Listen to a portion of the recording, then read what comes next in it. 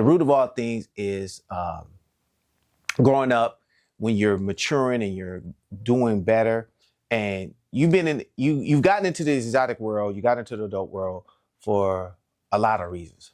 But one of the reasons that we get caught up in the nature of it, I believe, has to do with the blame game.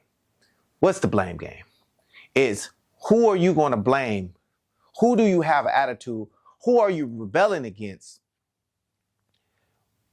that basically put you in this position or made you want to go into the underworld? Now, a lot of us are caught up, are just in the game because out of necessity and out of necessity. It's just what it is. You know, there's a lack going on around you. Some of us get into the game for curiosity. Like me, myself, I got in the game because I seen an opportunity. I grew up broke, but not poor.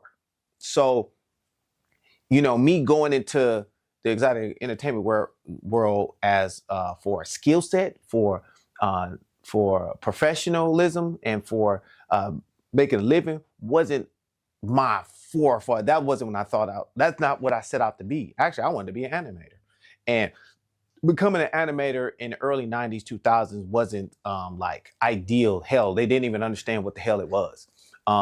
Because when you think of animation, what do you think of?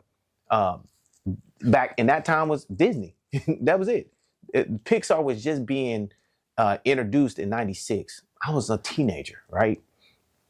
And because my parents and my family didn't comprehend or even understand what the hell that was, well, they didn't support it. Instead, I grew up in the Motor City. I grew up in the 313, Detroit.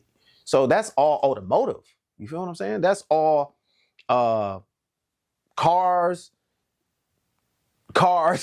and more cars and drugs. That's all it was.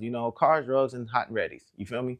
That's all the Motor City or the Mid, especially the Midwest, but the Motor City, the cold cities, was all about. Listen, they only want to do it is show out when they got a chance to get hot and